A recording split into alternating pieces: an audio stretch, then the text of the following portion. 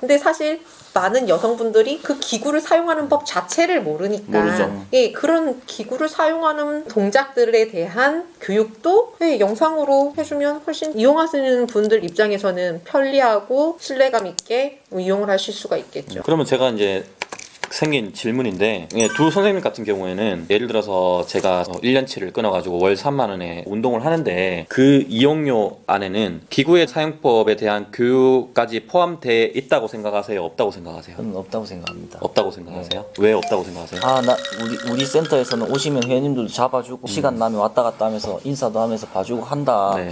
그런데 그 고객님이 몇 명입니까? 많죠. 네, 많고 어떨 때 보면 선생님 컨디션에 따라서 그래서 회원님들이 어떻게 보면은 500명 중에서 내가 오늘은 이 시설에 갔을 때 이 선생님 만나 보지 못하는 가능성이 훨씬 높은 거죠. 네. 그래서 결국에는 이것도 선생님 계실 때 안 계실 때 여러 가지 편차가 있기 때문에 결론적으로는 어떤 시스템이 아니기 때문에 그건 아니라고 생각합니다. 그것도 그렇고 더 큰 문제는 우리 아까 이제 박리 담회 이야기를 네. 했는데 담회라는 건 그만큼 이용객이 많다는 거거든요. 그거에 비해 트레이너의 수는 굉장히 적죠. 작아요. 그러니까 일일이 한 명 한 명 다 잡아줄 수가 없는 거죠. 그거를 그 서비스를 받는 고객보다 받지 못하는 고객이 더 많을 수밖에 없어요. 그렇다고 하면 하루 이용료가 1,000원이라 할지라도 그 1,000원의 이용료에는 기구를 사용하게 하는 티칭을 받는 서비스 이용료는 포함되어 있지 않다라는 거네요. 맞죠? 포함되어 있지 네, 않다. 그럴 수가 없죠. 않다라고. 네. 그럼 단순히 이제 기구를 이용하고 샤워를 하고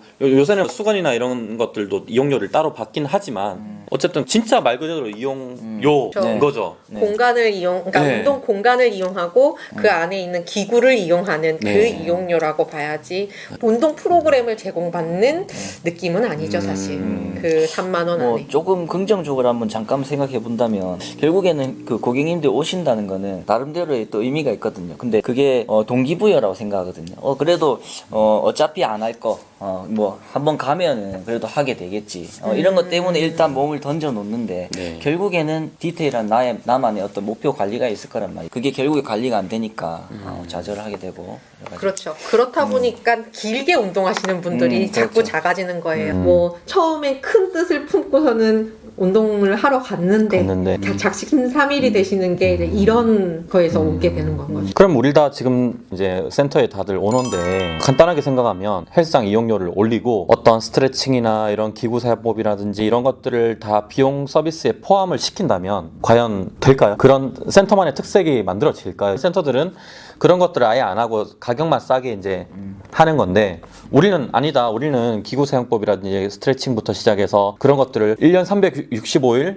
풀케어를 받을 수 있다. 물론 그게 사람의 손에 의해서 혹은 뭐 기계에 의해서 받을 수 있다면은 그게 합리적인 건지 이런 것들도 좀 사실 궁금해요. 근데 이게 너무 우스운 게 당연히 이렇게 이제 서비스업이기 때문에 이 부분이 당연히 합리적인 게 되는 건데 너무 이제 현재 피트니스 시장 자체가 아까 이렇게 우리 계속 토론한 가격 이야기처럼 그렇게만 하다 보니까 이런 이야기가 나오는 것 자체가 좀 그렇죠. 아이러니한 거죠. 네네. 아주 기본적인 우리 스트레칭 요 조금이라도 알려드릴 테니까 이렇게 하면 어떨까요? 이거 얘기하는 건데 그것조차도 안 되고 있으니까. 이 사실 이제 김 대표님이 이게 합리적인 대표 입장에서 생각했을 때 조금 더 퀄리티 높은 프로그램을 제공을 할 테니 가격을 조금 더 올리는 것이 맞는가라고 질문을 주셨는데 사실 반대로 생각해 봐야 될 것 같아요. 이용하는 이용객 입장에서 월 3만 원짜리 합리적인 가격, 그러니까 저렴한 가격에 그냥 내가 운동 프로그램 없이 러닝머신만 한다고 해도 괜찮다라는 마음으로 이걸 이용하는 게 맞는 것인가? 아니면 조금 더 비싸더라도 내가 갔었을 때 내가 할 수 있는 운동 프로그램을 제공을 받고 케어를 받을 수 있으면 그렇죠. 케어를 받을 수 있는 상태에서 가는 조금 비싸더라도 그렇죠. 그게 더 나은 것인가를 생각을 해보면 어떤 걸 이용할 것인가 이용객 입장에서 생각해보면 저라면 가격 차이가 정말 뭐 많이 나면 부담스럽겠지만 가격 차이가 많이 나지 않는 선에서 조금 더 비싼 거라면 저는 약간의 케어를 받을 수 있는 프로그램을 선호를 할 것 같아요. 그리고 또 이제 헬스장을 이용하시는 대표님 입장에서 따져봤을 때는 이렇게 하면 되죠. 예를 들면 나는 운동 잘 알아. 난 이런 이용료를 내지 않을 거라고 하면 그런 이용료를 내지 않는 그런 가격을 만드는 거죠. 만들어 놓고 나는 이제 기구 세팅 뭐 기구를 어떻게 이용하는지도 몰라 하시는 분들은 회원권을 만들어서 조금 비용을 더 받는 거죠. 그렇다고 우리가 지금 많이 받으려고 하는 건 아니잖아요. 이게 합리적이다라고 하는 기준 자체가 지금은 이게 그런 합리적이다라고 말할 수 있는 가격이 아닌 것 같아요. 조금 더 이 가격은 많이 높이지 않는 선에서 네네네. 퀄리티를 높은 프로그램을 제공을 하려고 하면 사실 트레이너가 다 일일이 하나하나 그렇죠. 뛰면 그러면은 높아질 수밖에 그렇죠. 없거든요. 예.